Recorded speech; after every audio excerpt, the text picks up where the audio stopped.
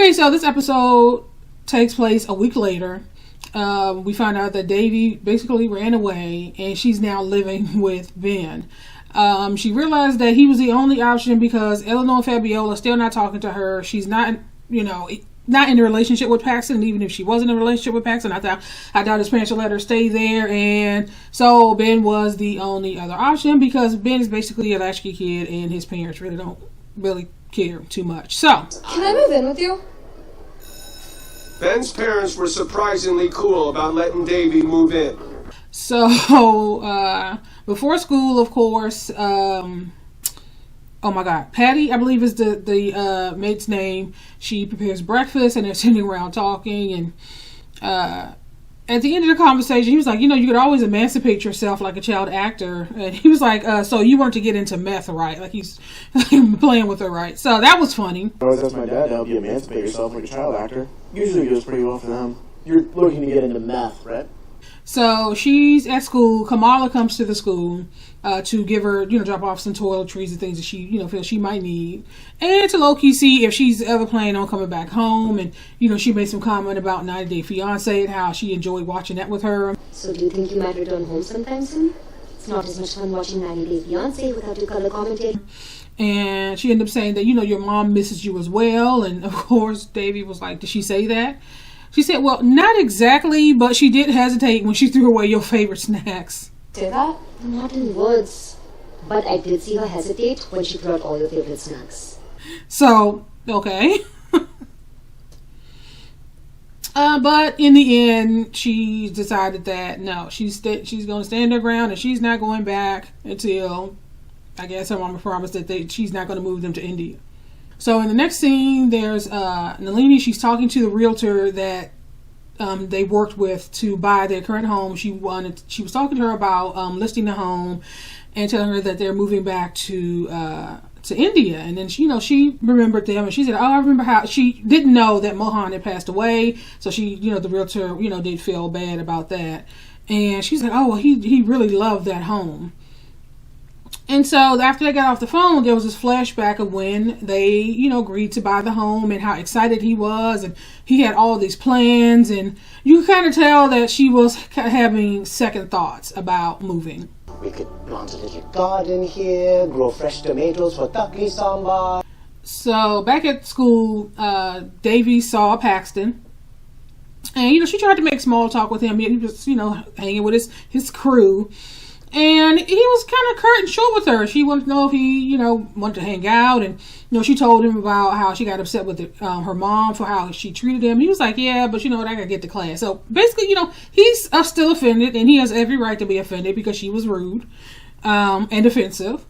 And, she even said, well, maybe we could talk later. And he was like, yeah, I don't know. I'm kind of busy. So he's kind of pretty much brushed her off. He's like, he just doesn't want to have anything to do with Devi at this point. I mean, honestly, I got into a huge fight with her after that. Listen, I need to get to class. For sure.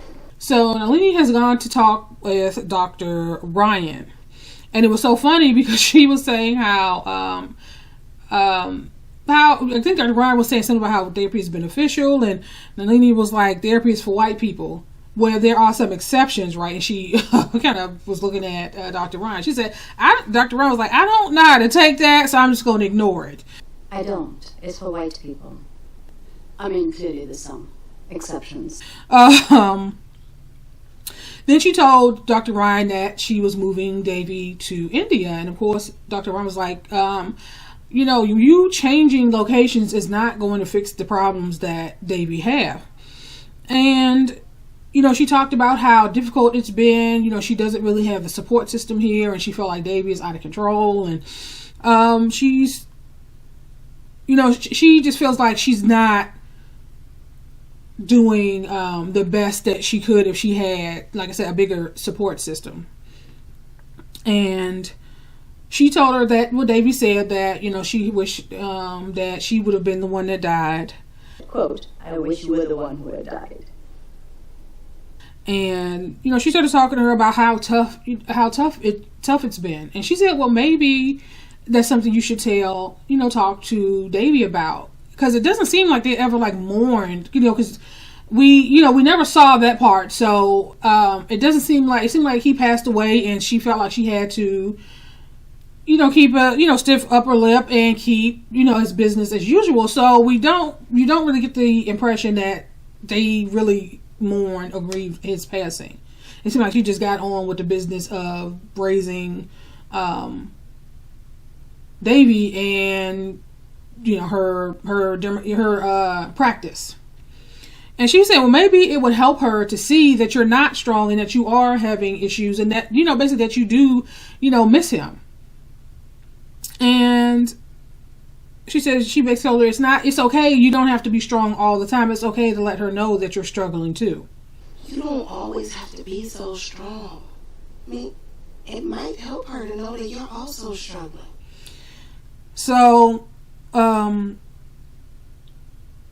we go to Ben's house, and Ben is looking at, I guess, some upload that Paxton did, and there was a reminder that popped up on her phone, basically reminding her that the day was her father's birthday. Happy birthday to... And so shortly after that, her mom came to talk to her, and she was saying that, she doesn't want to fight with her anymore, and that she wanted to spread his ashes, and she wanted her to come with him, with her and Kamala. And of course, Devi was like, well, why do you want to do that? And so she was saying, well, it's something that we should have done a long time ago. And then Devi, still being cruel, was like, no, it sounds like you just want to get rid of some things before we move to India, so you could just chug Dad out the rest of the junk, or something to that effect. Or maybe it's because you want to do some spring cleaning before uprooting the whole family, and you're trying to get rid of unnecessary junk like Dad. So of course that cut her to the quick, like I said, Davy, girl. So of course that hurt her mom, and she was like, you know what? Like I said, I didn't come here to fight with you. We're leaving. Her and Kamala, she was like, me and Kamala's leaving at 5. If you want to be there, then you're more than welcome to join us. And at that point, she left. So we go into the house, and Ben is talking to his dad. Davy walks in and was talking to his father, because his father's an attorney, and she was like, I want to talk to you about emancipating myself from my mother. And so Ben is looking at her confused, like, I was just joking. She was like, I know, but I really think that I could do this. I was wondering if you could help me become emancipated from my mother. What? David, I was joking when I said that. Of course, he's talking to her like, do you have, are you able to support yourself? And she was like, oh, well, Rebecca can give me a job at Old Navy or the Gap or one of them stores. And he's like, you know what? I'm going to think about that, and I'll get back to you. So Ben pulled her to the side and was like, what the hell are you talking about? What is going on with you? And she talked to him about, her mom wanting her to go with her to spread her dad's ashes. And he was confused. He was like, well, that's a good thing, right? And so, no, Davey is like, no, this is just a ploy to get me back to the house so they can ship me off to India. And, it's all this, this nefarious, underhanded stuff that her mother has planned for her. And he was just befuddled and confused. And then she had the gall to say, I'm mature enough to be on my own. And then she said, now I'm going to go look up how to buy a credit card. So he was just sitting there like, what? Okay, never mind. So after that conversation, he ended up calling Eleanor and Fabiola, and he basically told them what was going on. And when they found out that she didn't want to go to spread her dad's ashes, he wanted them to come and talk to her. So even though, they had the falling out, he felt that she would listen to them. And now she's refusing to go with her mom to spread her dad's ashes today. She is? You guys know her better than anyone. So Fabiola was basically, telling her that, she has to go and spread her father's ashes. We don't want you to do something that you're going to regret. And then she started in on, Davey started in on Eleanor's cell, talking about the way she's dressed and how she's wearing these, these khaki colors when Eleanor had always been colorful and vibrant and the whole thing. And she was saying, so speaking of regret, do you regret giving up acting and quitting the play? And And eventually she's, you know, Eleanor said, you know, she does miss that. And she, you know, kind of reminisced on who, you know, the person she was, and she doesn't like the person that she's becoming. I'm miserable.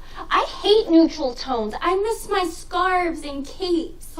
And, you know, Davy eventually offered, you know, another apology, you know, sorry about not being there, and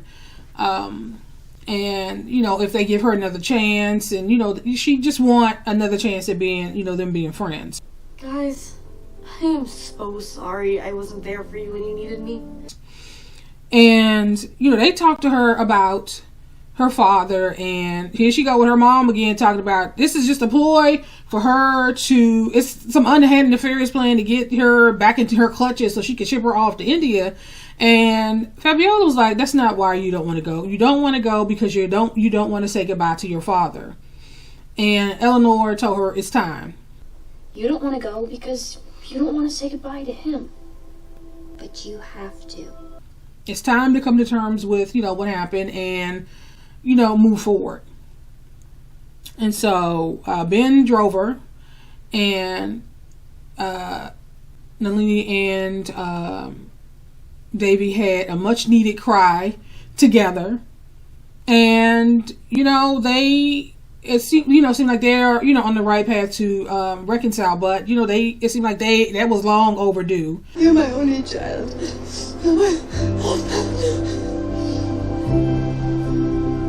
And so they spread her father's ashes, and, you know, when she went back up, she saw that Ben was still there. And so she was, you know, shocked. She was like, oh, you stayed. And he said that, you know, he wanted to make sure that she was okay. And this when she realized it was Ben the whole time. And so they kissed, and that's how the episode ends. I just want to make sure you were okay.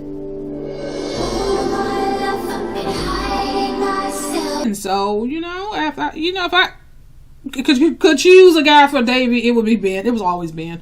So I am going to end this here, and you know the new season starts tomorrow, so looking forward to that, and I will talk to you guys later.